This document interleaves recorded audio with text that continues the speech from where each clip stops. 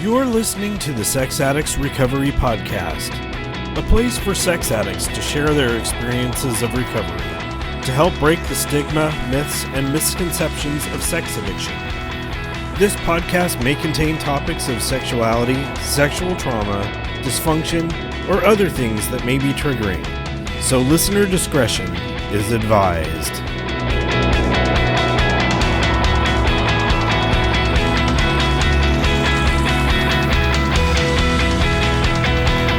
Hello, and welcome to the Sex Addicts Recovery Podcast.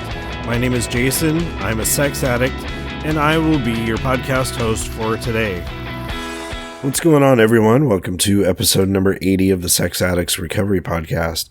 And as you can probably tell by the sound of my voice, that I have caught a nasty bug that is going around. My family had it this week, and now it's my turn. So anyway, I'm trying to record this while I still have a voice. This week will be a very different episode than what we've done previously.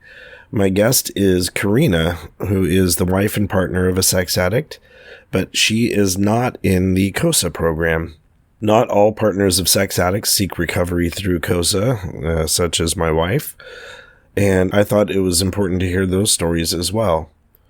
Corinna and her husband, Ken, do work a program called RCA, which is Recovering Couples Anonymous, and I believe that we've mentioned that in previous episodes. So in addition to RCA, Corinna has been around the rooms of recovery for years and has also written a book.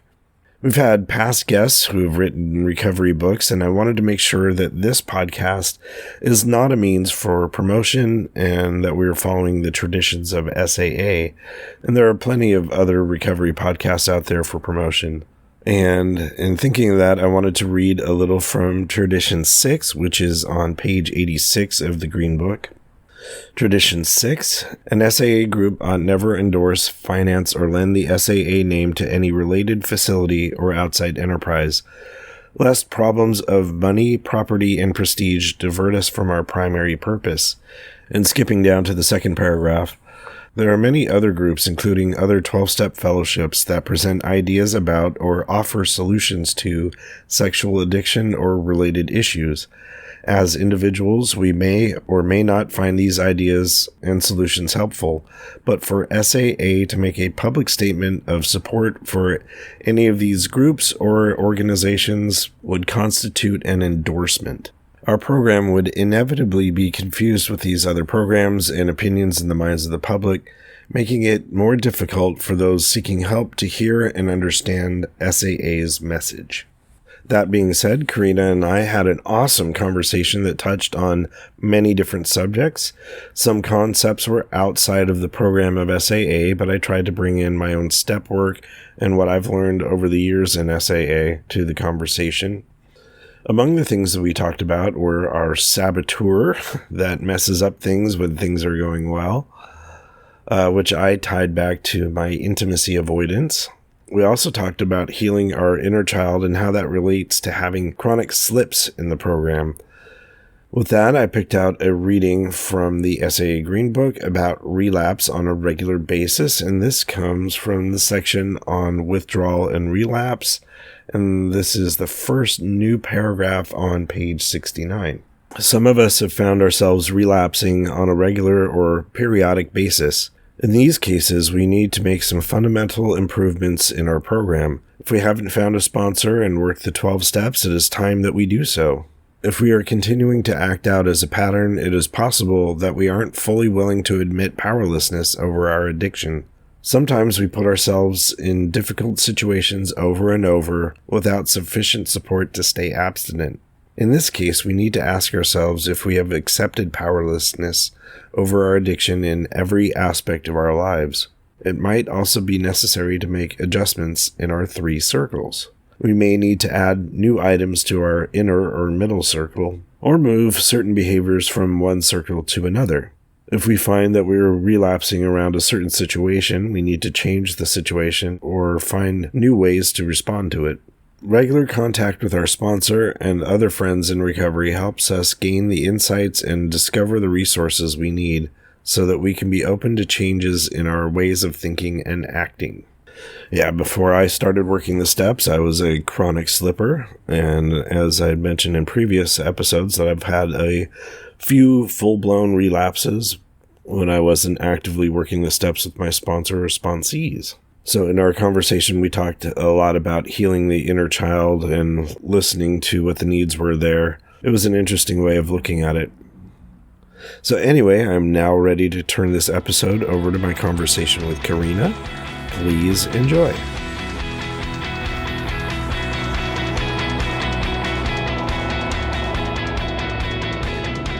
I have one daughter who is recently, as in 2 days ago, she admitted she was a full-blown addict and just had her first addiction therapy session today. Oh, So wow. today is a big day. We are Yeah, starting off the 23 with a bang.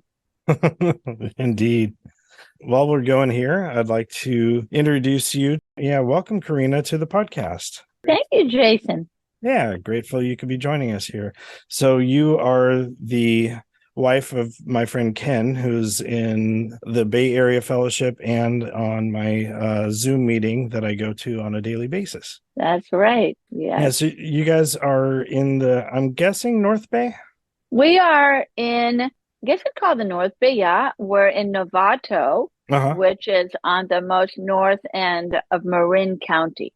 So we don't really count as part of the cool people, who are in Sausalito and Mill Valley. Yeah, but that's okay. We're fine with it. Yeah, yeah. I'm down here in the South Bay, down in Silicon Valley. So, Silicon Valley. yeah, Okay. yeah. So this is an SAA podcast, and we're going to be talking today about recovery from addictions.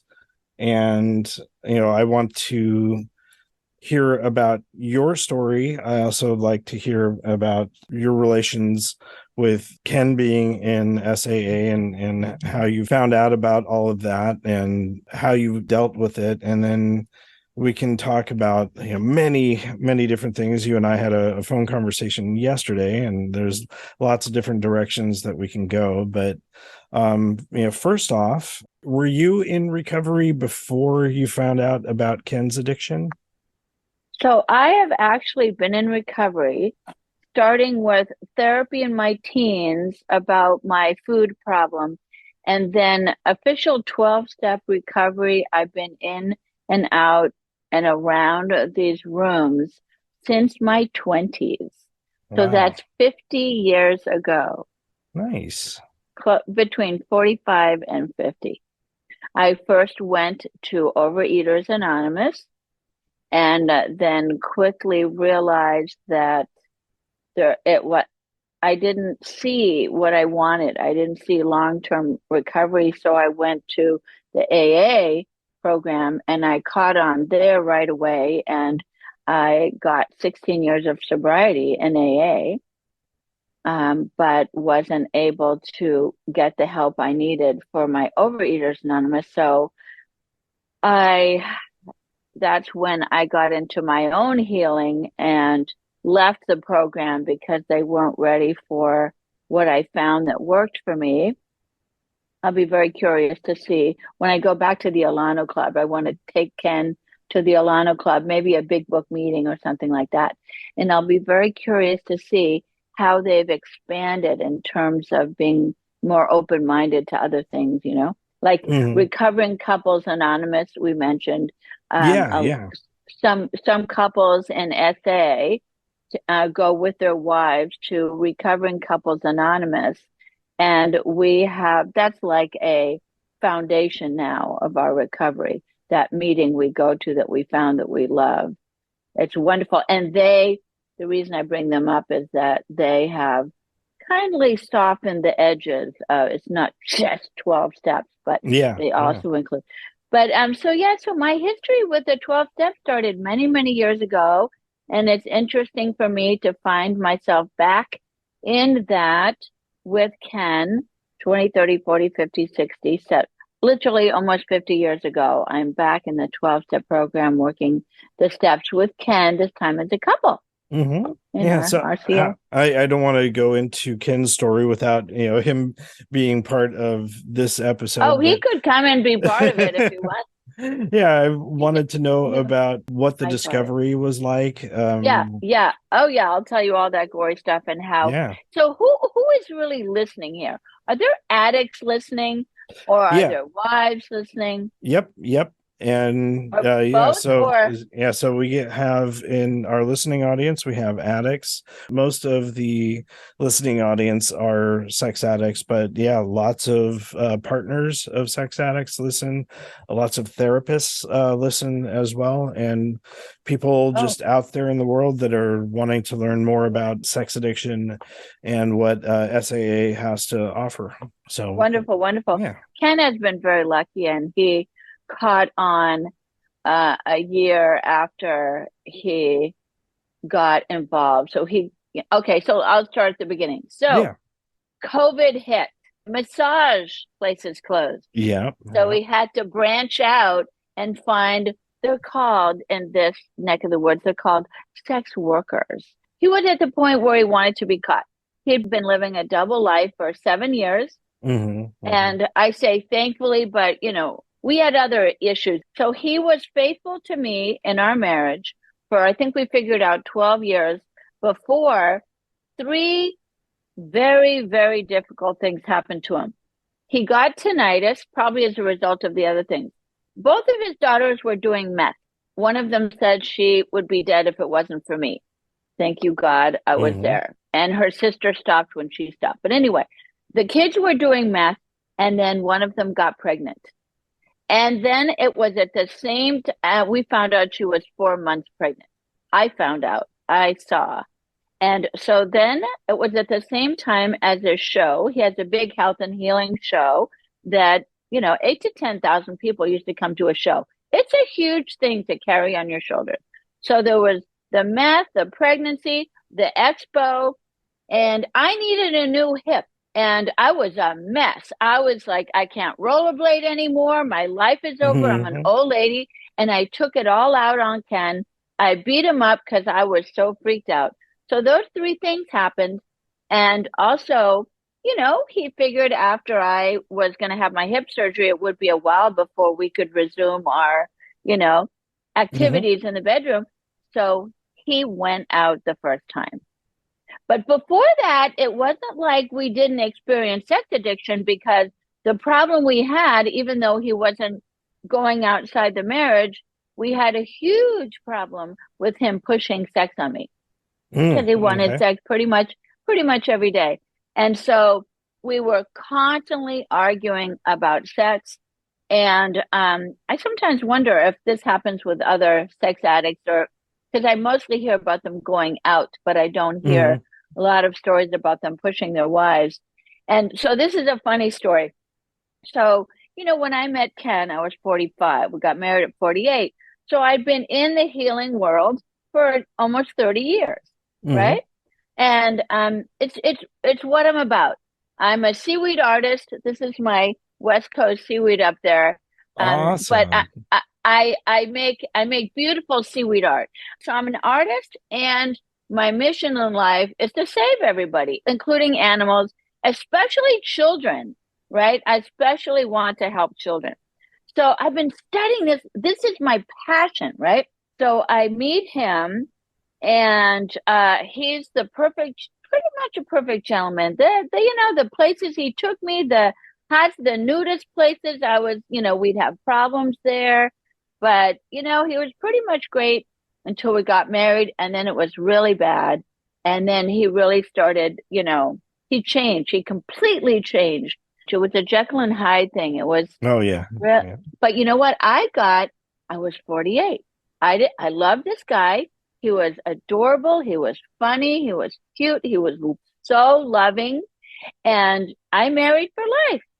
And, a year in, 2 years in, and also the kids had um, very, very bad things happen to them. And at one point I said to them, I'm here for you guys. Your father is secondary. I'm here to help you guys. And really, that helped me stay in the marriage. And I was committed to everybody. I was going to save this family. And, by the grace of God, the family is in a much better place now. So anyway, this is a funny story. So I was always pushing sex, and I'm like, I'm not going to do it every day. I like to do it one day, 2 days off, and then the other day. Mm-hmm. And so, right? So the second day with no sex, he'd make my life miserable. So I had to always go back to, one day off, right? Because it wasn't worth it. He would just make me so miserable. So I decided to do this little experiment. I said, you're always talking about how you want to have sex every day. And we all know it's an anxiety reducer, right? Mm-hmm. A lot of Mm-hmm. addicts are anxious. And so he was and he was a constant pot smoker every day Mm-hmm. since 15 for the anxiety and for the ADD, ADHD and everything. So anyway, so there was the pot and the sex. That's why it's so amazing. He's a double winner. On the 17th, he will have one whole year, no pot and no sex. Amazing. So anyway, so I played this little trick on him. I said, okay, I said, okay, I'll do it every day if you want. And I knew when I told him I would do it every day, it wasn't going to be enough. Mm-hmm. And Mm-hmm. and I said it just as an experiment. I said it so that he would say, what I really want is to have it whenever I want. And it Yeah. can be more than. And so I was like, you know what? This is so not healthy. This is so not right. And we were talking to this woman, and she should have really called it. She kept our relationship going. She helped me cope from one nocturnal episode to another where he'd wake me up at night bothering me. And Mm-hmm. I've Mm-hmm. been molested, you know. I also was the perfect wife because my parents had my father was a sex addict. He Mm-hmm. always had Mm-hmm. another woman on his arm for the lab. He was a doctor. And Okay. these lab people were essential to his work. And my mother had to cook for them, entertain for them during the summer on the East Coast and where we lived. And he eventually married the fourth one. There were different women for 20 years, and at 20 something, he left my mother and married the fourth one. So I was primed for this position, right? Mm-hmm. Being married to a sex addict. But remember the kids, I had to save the kids. There's never enough when you're an addict. There's Exactly. never enough. There's never enough. And this is when I want to interject something that is starting to be recognized in the 12-step programs. So I was a slipper. I might start a podcast for slippers. I was a 17-year slipper in Overeaters Anonymous. I'm a newcomer. I'm a newcomer. It got so old. And I have such compassion for people that are slippers. So I discovered this thing. So I had this therapist who, and remember, I'm new to California. I got sent here one-way ticket in my 20s because my parents couldn't deal with my eating disorder. Both of them had new boyfriends or girlfriends. So just go to California, see your grandmother, and don't come back. One-way ticket. So here I was, lost in California. And so I had this therapist, and she said, there's this guy, Bradshaw, he's talking about this inner child thing. And, and that was the last time I saw her because it's like that crazy California stuff, right? What is Yeah. this? Yeah. Right? So I fired her and then I went off. I need to say here that I was going to AA, Overeaters Anonymous. I was going to ACA and I was going to CODA and sometimes Al-Anon. Anytime I wasn't working, I was in a meeting. The 12 steps were my life for over 20 years. At least 16 years when I was at 16 years sobriety, but it started before that. So about 18 years, 16 to 18 years. So anyway, so there was one day when I heard this voice, like all of us addicts, we hear it, this voice, I have to have it now, whatever it is, Mm-hmm. fill in the blank. I need fill in the blank now. And I remembered this therapist who said this thing about the inner child. And I thought, I wonder if this voice I hear has anything to do with this inner child thing that I don't understand at all. So I said, well, let's go check it out. And it was one of those times every addict knows that when you have to have it, there is no time. There are no 3 seconds. You have to have it and you're going to do it. Well, this particular time, the grace of God stepped in and I did have 3 seconds, because normally when I heard that voice, when I was in the car would just turn and go drive towards the nearest place. Right? Yeah. So it was immediate. I would start feeling a flush come in my face as I was heading there. And I would be rude to the people because I was, those are Overeaters Anonymous stories. But anyway. They totally fit the same modes of thinking for all sorts of addictions. For sex addicts. Totally. I believe that addiction is addiction is addiction. Yeah. And that's why I wrote, overcoming lifelong addictions. It's not just for food. It's for depression. It's for addiction, any addiction. So anyway, going back to my story, I'm Jewish, so I'm always ready for flight. And so in the back of my car, I always had extra clothes. I had food. I had blankets. I've always traveled like that. It wasn't until I got married that I lightened up on what I have in the car, but I still have, food, blanket, mostly baggies and stuff. But anyway, so I had a second that day and I was in Ross, very, very fancy part of Marin. And I went and sat by a tree and I closed my eyes and I said, if there is a little child inside of me, what are you feeling now? And I saw her and I heard her. And she was very mad. And she said, I'm angry and I want to be loved anyway. And I was never allowed to be angry growing up. I always make it. If you have nothing nice to say, don't say it. Have a nice smile. We don't want to see anything else. So all of a sudden, I learned that there's this other part of me that's really pissed off. So what do? You go, it's okay, honey, come over here, sit on my lap, let me hold you. And I cried and she cried. And you know what?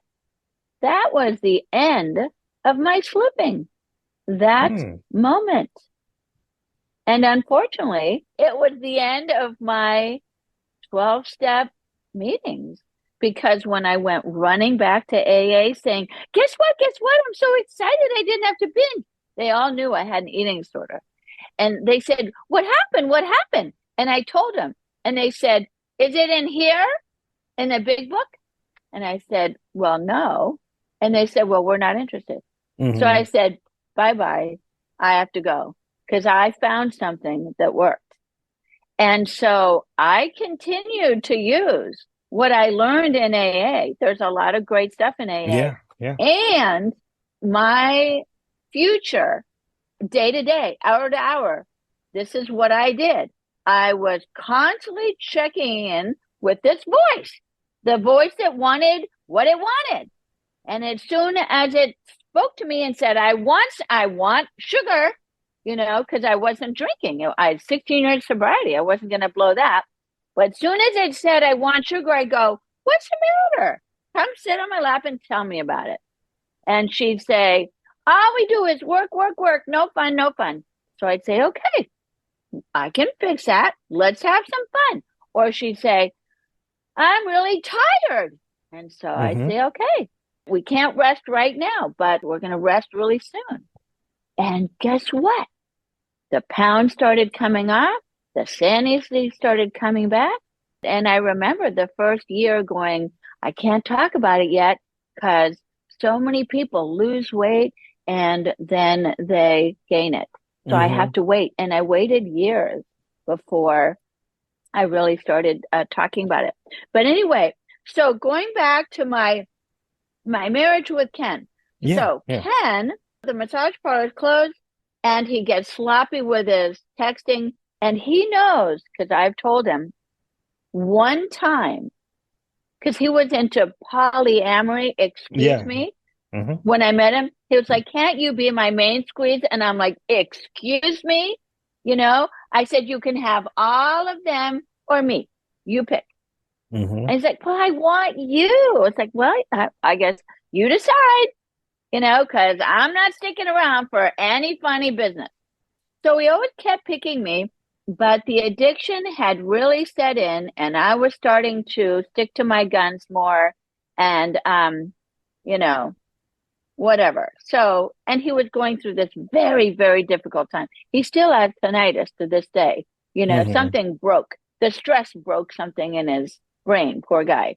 So anyway, something got fried with all that stress. It was just too much. So he got sloppy and he was going to have an adjustment.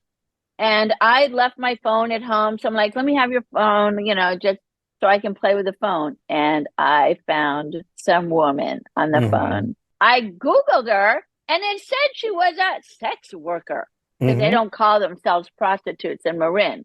God Yeah. forbid. They're sex workers, right? So I confronted him on it. And on the way home, I figured it was all over. Of course, I was furious and I saw red. And then I went, wait a minute. He is a sex addict. I knew I was wondering about it when we were dating. I Mm-hmm. asked other women, the polyamorous world, is he a sex addict? Oh, no one would say anything, you know? So all of a sudden I realized, I thought back about on all those years and I went, wait a minute, he's an addict. He's sick, you know? Mm-hmm. And it was like, are you willing to be in recovery? And he said, yes, I'll do anything. I'll do anything to not lose you. And so I thought, well, if you're going to be in recovery, if you're going to do the 12 steps, because, that's what all addicts do, that's the main Mm-hmm. thing out there, then, you know, fine and great. And I went from horror to thank the Lord, he's going to be in a program. And I completely pushed all of my feelings down Wow. because I knew all about addiction. It has nothing to do with being a bad person. It has to do with being a very sick person. And what do Mm-hmm. you do? Mm-hmm. You don't hate a sick person. You have compassion for a sick person. So my heart was pouring out love and compassion for him. And I pushed all my feelings down. And I kind of became the driver of this recovery bus because that's what I do, right? I'd been in recovery for so long. I'd healed myself officially now of an eating disorder. I've written this book. Okay, so my husband is willing to get well. So we tried therapist after therapist after therapist. It's like, excuse me, because I'm 111 pounds and I was once close to 200 pounds, right? And I've maintained a small size for a long, long time now. So, and the eating disorder, I've always thought it was the hardest one. Now, my heart goes out to you guys, especially the porn addicts, because that may be even harder, even Yeah. even more challenging, you know. And if I can do an eating disorder, you can do it. That's my main message. If I can do this, you can do this. And like Mm-hmm. I said, I really want to help slippers, you know? So anyway, back to the story. So I push all my feelings down. We start hiring these therapists right and left. They're terrible. Oh, and they tell me your husband's not in it 100%. He's in it 25% because she wants me to lose my husband. Well, guess what? She's no longer married. So she has an agenda, right? Mm-hmm. So we fire her. And then we find another therapist for Ken. And I keep my ear open and, okay, I'll give you a therapist story about Ken. So Ken had this therapist. And in the beginning, I'm a little involved because I want him to know who I am. I'm an expert in recovery and blah, blah. And so Ken says, Ken is willing to do anything with the smoking. The smoking is a real problem for me. And he Yeah. goes, I'll quit. I'll quit for 3 months. I'll quit for 1 month, 2 months, three, whatever you want. I'll quit. So I said, great. The smoking's always been a problem for me. Great. Thank you. I'll take 3 months, one day at a time. So he does 3 months. And then he tells his therapist, I'm going to smoke now. I've done my 3 months. And the therapist says, well, I have to go back a second. In the Mm-hmm. very beginning, Ken said to him, well, I smoke pot. And the therapist said to him, well, you really should not smoke pot right now. Focus on the sex addiction and, just don't do pot right now. So it's great that you're going to do 90 days. Just, maybe in a year or two, I remember things. A year or two, and we'll talk about it when you've got a year or two of sobriety, right? Mm-hmm. And Mm-hmm. he still thinks he can smoke pot, but we won't talk about that right now. A year or two down the road. So anyway, yeah, it might come up after his year actually. But anyway, so he has his 30 days, and we're going to go back to the East Coast because we live on both coasts, because I'm an artist over there Mm-hmm. and I'm a hypnotherapist over here. So he says to the therapist, he says to me, I'm going to smoke when I'm on the East Coast. And I said, okay, let's talk to the therapist. And so he doesn't ask, tells the therapist, I'm going to smoke when I'm there. And the therapist says, well, whatever. And I'm like, excuse me, I heard you tell Ken 3 months ago he should not be smoking the first year or two of his recovery. And why are you? Oh, and you know what he said? He said, I don't remember. So I went, next, you're done. Next. Poor Ken doesn't have a good therapist right now. If any of you guys have a great therapist, let us know, please. We'd like to know, because I finally got a therapist after a year. I was trying to save money by not having a therapist because Ken had his, men's meetings with the therapist, Mm-hmm. and he had our couples therapist, and I think there was something else too. But anyway, so now I have a therapist, and I'm very grateful. And she's a God-centered therapist, so it's so great. Nice. It's because God is my source, higher power is my source. It's all about the higher power for me. So many stories. Where am I? I was telling you when I found out, pushed down my Yeah, yeah. feelings, bad therapist, had to fire about 3 different therapists. One of them was telling him, oh, it doesn't matter. It's just terrible. These poor therapists, I don't understand how they become therapists. You know what I know? I'll tell people, if there's anybody out there that's struggling, and thank God Ken is doing it now, because at one point I put my foot down. I've never dared really put my foot down, because it's not like you do this or you're out of the house, Mm-hmm. because I'm committed to my husband. I'm 68 years old. We've been married 20 years. I love and adore my husband. He loves and adores me. He's got a sickness. I'm not going to do, you do this or you leave. So it was been very confusing to me to be firm about something. But about 3 weeks ago, when he bothered me at night again, I said, the therapist, our couples therapist, has been talking about an accountability person. The therapist I fired 2 therapists ago mentioned to you, you need an accountability person. I'd like you to get one today. Mm-hmm. Today. And he knew I meant it, because he'd been bothering me at night, because he wakes up and he's frustrated, he wants to play, right? And I cannot be woken up at night. That's when I was molested. And it's traumatic. It's extra traumatic for me. It's not just a nuisance. It's Mm-hmm. traumatic. We're talking PTSD stuff. So Yeah, yeah. anyway, after 20 years of this, it's like, you're going to get one today. He got one. And our life has changed since he got an accountability sponsor, because every night he texts or talks to his accountability person and Mm-hmm. says, I was successful, because that's what he wants to be. He wants to be successful. When you know you are accountable to someone else, it's one of the most important keys to success. And I know that. Why do I know that? Because I used it. I only talk about what I did to help myself. Mm-hmm. Mm-hmm. I'm sorry I'm not giving you a lot of time to talk, because Yeah, that's fine.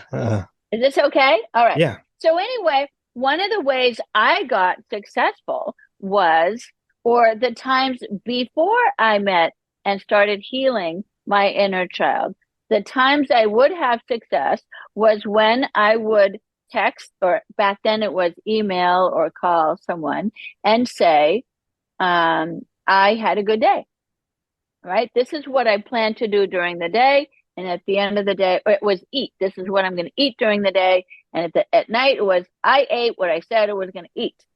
And so I am a huge advocate for accountability people, right? And now I've added the clapback thing. Ken, one of the things that my wonderful husband learned in his family of origin, where he was always in trouble, was because he wanted to get attention. He wasn't getting attention. So he was always in trouble trying to get attention, because negative attention is better than no attention. So when he was in trouble, he learned to make probably mostly his mother laugh, maybe older sister when she was still around. So he developed this clapback thing where I barely get a sentence out of my mouth, and he has a clapback funny answer. The not letting me finish sentences is a big thing, and I'm so glad to hear that other addicts have that too. Yeah, as you're saying that, it's like, oh yeah, you're hitting the nail on the head. I do that. Really? I do that as well. Have you looked into your family of origin to see why you might be doing that? I haven't looked into the family of origin so much, but I do recognize certain character defects that I'm trying to cover. The people pleasing. So when I notice that my wife's not in a good mood, I try to lighten it up with a joke, and it's not always appropriate.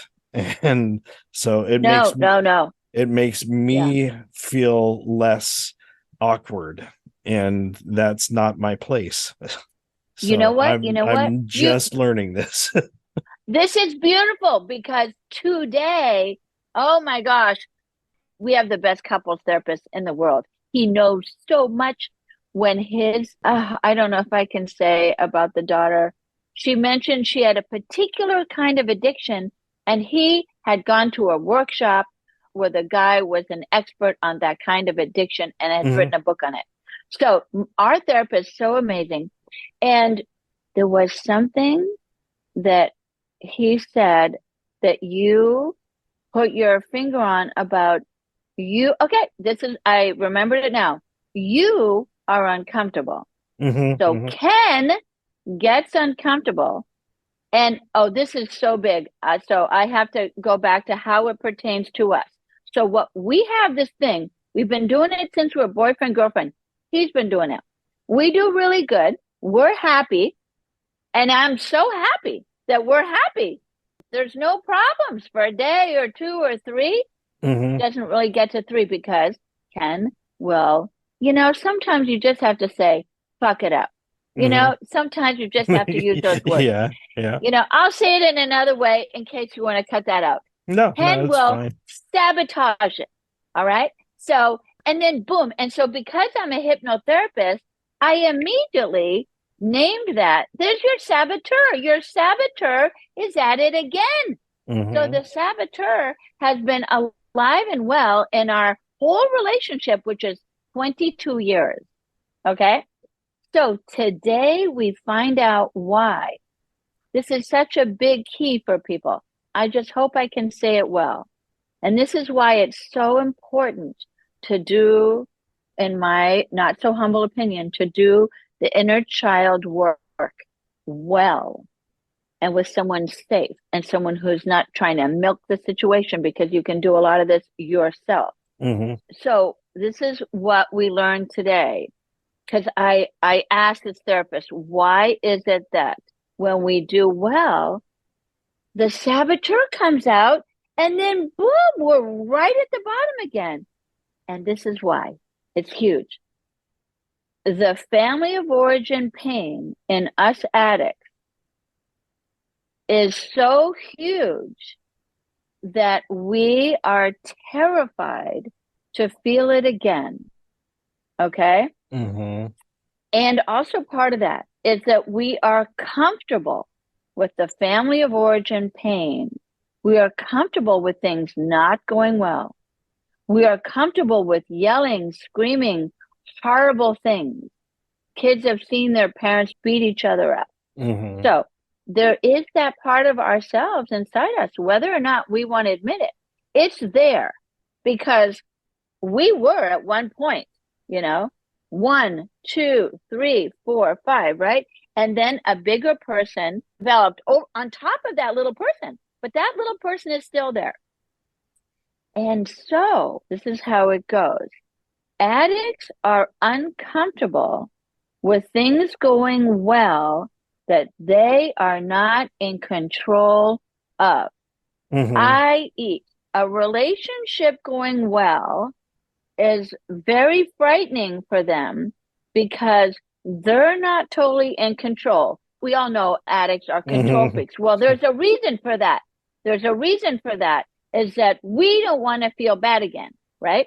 So what happens when things go well is that it gets scary for the addict, Yeah. and the addict will throw a wrench in it because if it doesn't work, if there's a problem and there's an upset, they cause the pain instead of someone else or some other entity causing the pain. It's a little bit like, I'm going to leave you before you leave me. I Yeah. can handle breaking up with you because I'm in charge of that, but I cannot handle you breaking up with me because it reminds me of the pain that I had no control of as a child. Yeah. Yeah. For me, I'm an intimacy avoidant. And a lot of times when I feel like I'm letting down my wall of vulnerability, it scares me. And so what do? I isolate and just put that wall back up, and that's my saboteur is It and absolutely, and yeah. and you put it in the 12-step language and the recovery language, which is intimacy avoidant and the walls and all that, and that's exactly what I've experienced. 22 years ago it started. It's like it got to the point where it was dependable. It's like I'd wait. When is it going to happen? Because I know he's going to sabotage the Hmm. experience, the joy. Um, and it's so interesting to me that there's this concept of, so I don't know if I explained it well. It's like I need to be in control of the situation because, for example, like with Ken and I, like if he sabotages it and our relationship and I leave, it's him. He is in control. He did it. He can own it, right? But if he's trying to do his best and everything like that, and then I leave, that is connected to the family of origin pain. And I might be able to say it better if I look at my notes, but there's something about not having control when you're little. Hmm. And so you have to have that control. And so that's why that happens. And I was really looking forward to talking about it. I don't know if I was completely prepared to talk about it tonight because I don't know if I was clear enough. Hmm. Um, but I think so, together with what you said about how when the walls come down, it gets scary Hmm. because what if you let the walls down and she goes, you know what? I think I'm done anyway. I'm going to leave. And that puts you back into that little child place Hmm. of horror, right? And so this is why it's so important to be able to start learning to tell that little child, your little inner child that puts those walls up, honey, listen, you are never, ever going to have to go through that again.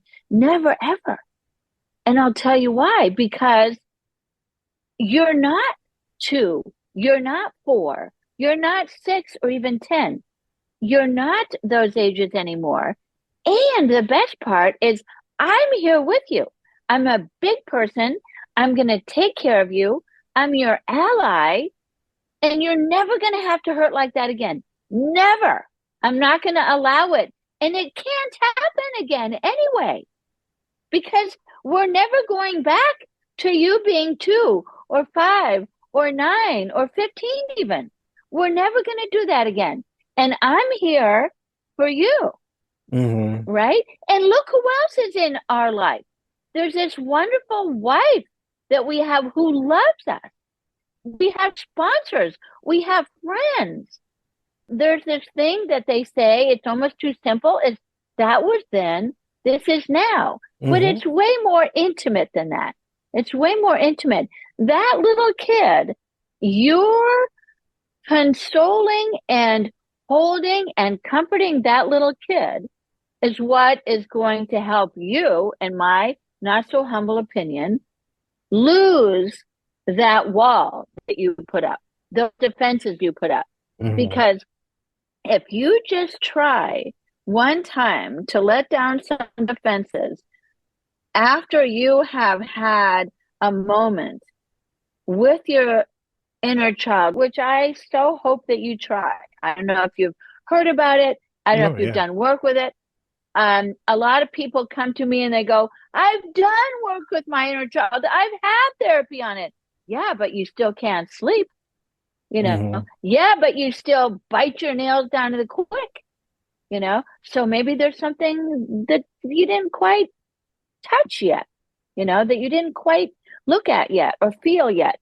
So, but the beautiful news for that little child is they never have to go through that horrible, horrible pain again.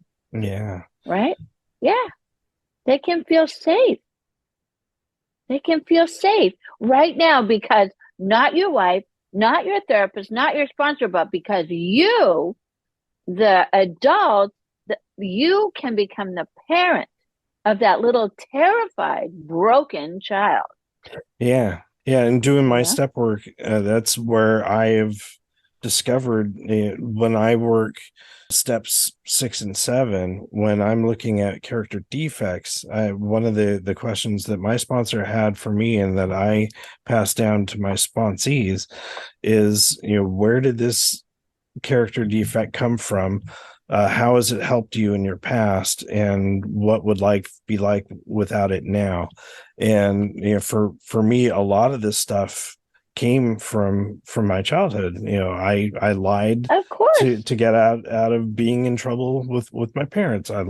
There was always some root in my childhood, and it helped me. But as I use that defect, that default throughout my life, the older I get, the more pain it causes for other relationships, and it's getting in my way, and it has outlived its purpose. And so trying to look at the origins of it, but also learning to let that go. And I believe it's very important to understand that as a child in a situation that was unhealthy and scary, and that no child should have to go through without the love and the attention. A lot of people say, my parents, I always had a roof over my head. I always had, food in the fridge.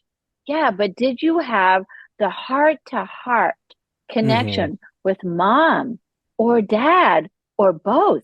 Probably not, or maybe just one, or maybe none. For Ken, it was none. He had both of his parents were addicts. Serious addict, sex addict, alcoholic. So the thing is to realize, it's very important. And see, in hypnotherapy school, you learn that there are all these different parts of us that we developed to make it. So we made it to this age with these parts that no longer serve us. Right. And so, Ken was saying the other day, I need to kill that part, that saboteur part. And I said, no, honey, you don't kill any parts that helped you get to where you are now. You heal them. You give them another job. We need to find another job for his saboteur, So that's what we'll be looking at. And, maybe he'll have a good therapist down the road who can help him find a new job for his saboteur, or the liar part, or the comedian part. He's always trying to be funny. like you, and it gets them in such big trouble, you know? Yeah, just tomorrow night he's going to apologize to our whole group in Recovering Couples Anonymous because he threw me under the bus completely inappropriately, trying to be funny, ha ha, because Hmm. we were doing too well. And so he had to sabotage it. Yeah. And the saboteur had a good laugh because it was in front of, I don't know, 30 people, Hmm. 40 people, right? And so we want to realize that we learned how to survive and now we need new tools. We Hmm. need new Hmm. tools like learning how to be vulnerable and learning that it's okay, it's safe. And hopefully you have a wife who loves you and understands something about you. I don't know if you go to Recovering Couples Anonymous, it's fantastic. It's for couples. Do you know about it? I Oh mean, yeah, yeah, yeah. We've never gone. I've gone to like healthy intimate relationship meetings, which is both like SAA and COSA combined. And I did at one point look into doing RCA. At the time that I got into recovery, she wasn't readily available for things like that. And so we never really joined RCA, but I have several friends in program who they work SAA and they also work RCA. okay, so you know about it. That's Yeah, good. yeah, yeah. I am interested in going to a meeting where they have COSA and SAA together. Couples? Yeah, Is it couples? Is yeah. it couples? It can be either or any. I've gone solo.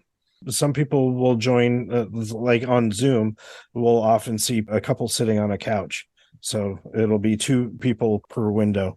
I've gone to a few in person. I think the one in San Francisco, I think it's still only on Zoom, but it used to be an in-person meeting. But yeah, they're either SAA meetings or COSA meetings, but they're labeled as HIR, healthy intimate relationship meetings. HIR. Yeah. I think we might have tried that. Do you know a guy called Addison? Oh yes, I do. All right, because that's where we met him. But I have to tell you, those women did not seem very happy.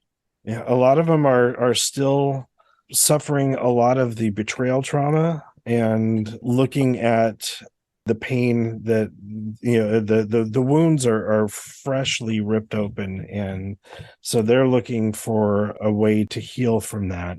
And a lot of them have not been in other forms of recovery prior to that, so the band-aid is just ripped right off the wound, and there's a lot of pain. So a lot of them are at that point. Some couples, like a couple of the guests that I've had on the podcast, they have been in recovery for many years and have kind of moved beyond that initial shock and pain of the betrayal trauma, and so their lives they're much happier, and they're laughing and being a part of something. But yeah, when a lot of couples, when they show up at these meetings where their partner just found out about years or decades of Oh, I'm sure. I'm sure stuff, they're not yeah, that's happy. nightmare time. And yet, my experience, and that's why I stopped going I went to a few women's meeting. What are they Yeah, called? COSA. Yeah. Kosa, yeah. And women were, hating on their husbands and spoke in an ugly way about their husbands. And see, I understand it's a sickness, you Hmm. know. Um, so maybe that made it easier for me. I know we're at the end of our hour, but I did eventually learn that it was okay to feel pain. Hmm. I learned that it was okay to feel pain and to be with my pain. And I did learn that in the past 6 months to a year, which is really good. Because like I said, I push everything down. I remember once getting a call from someone from one of those women's group, and she said, "You have to understand that your husband will always cheat on you." And it's like, I don't want to Hmm. go to groups like that. And Yeah, so that's I don't go to groups I don't go to women's groups, but if there was a, like, I remember Addison had a newlywed game Yeah, with a yeah, bunch of couples. yeah, I want to do that again. yeah. It's like, yeah, we married a husband with a dis-ease. He's doing his best. Hopefully he's in therapy. Hopefully your relationship's improving. And, whatever you're doing, hopefully you're getting help. So you're enjoying life. Life is short. Hmm. I'm at the end of my life. I'm lucky if I have 10 good years. I mean, I'm almost 70 years old, you know? So life is short. And I mean for us to enjoy it, as Hmm. much as we can for what we have left. And you never know what's around the corner in terms of, you know, non-wellness issues, Hmm. Oh, I mean, yeah, yeah. we thank God we're grateful every day. Yeah, we thank God every day that we're in good health. We go to the Center of Spiritual Living in Santa Rosa. I'm gonna put a Hmm. little Hmm. plug in for Edward. It's like a unity kind of spiritual place. It's a gift to hear this man speak. He's been in my life for 25 years, off and on, Hmm. and fantastic man, Edward in Santa Rosa. Yeah. So we started officially going to hear him. He married us 20 years ago at a nudist hot springs. Can you at Harbin Hot Springs? He married us. But I must say, I was in a beautiful white, lovely wedding dress, and Ken was in a very handsome tuxedo. But we did have to. Everybody had to drive through the nudists walking around. Probably I shouldn't say this on this show, but anyway, back to the old days when I was still doing Ken's life, Yeah, going to yeah, Harbin, and we haven't been back, obviously, and we won't go back. Bye bye. That was part of the past. yeah, We're done with that. Yeah, we do real life now. yeah, Hot yeah. springs with clothes on, or places where people wear clothes. Yeah. Changes, but good changes. Well, I'm sorry, I know that it's time now. It's been so nice talking with you. I know it's hard to shut me up when I start talking about recovery because I have so much to say. Yeah. Well, I have been honored to have you as a guest here, and I'm really grateful to have this conversation. And hopefully, a lot of our listeners will get something out of this. I really hope so. I All right. really Well, do. fantastic. Thank you so much for joining us. You're welcome. And I really hope that everybody out there listening who is struggling knows that if I can do it, you can do it. And just hug your inner child and start working with them, and you'll be on your way. So Fantastic. God bless. Thank you again, Jason. All right. Well, thanks so much. Bye bye. Bye.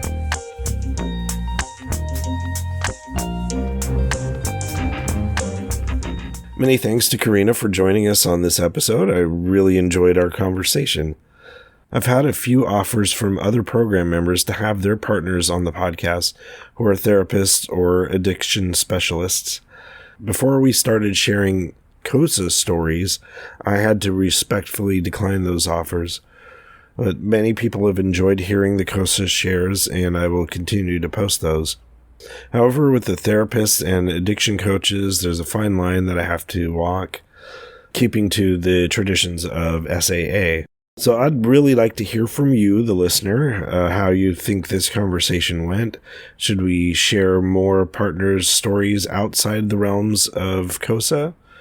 Or should we have partners/therapists talk about their profession? Or should I try to keep the conversations more personal? You can always leave feedback in the YouTube comment sections on this episode or email us at feedback@sexaddictsrecoverypod.com. And if you wanted to be a future guest on the podcast or have any personal questions for me, you can reach me at jason@sexaddictsrecoverypod.com. So I had some music to share on this episode from a listener and friend in the program, but I will save that for a future episode, possibly a panel discussion on music and recovery. In addition, since I'm not feeling well, it may be a few weeks before I can share another conversation. The next episode that I plan to do will be kicking off a series throughout this year that will be focusing on the traditions, so look forward to that. With that, I'm going to wrap up this episode and go get some rest. I am thankful for you tuning into this one, and as always, keep coming back. The views and opinions contained in the Sex Addicts Recovery Podcast are those of the participants and do not necessarily reflect those of the Bay Area Intergroup or the ISO of SAA.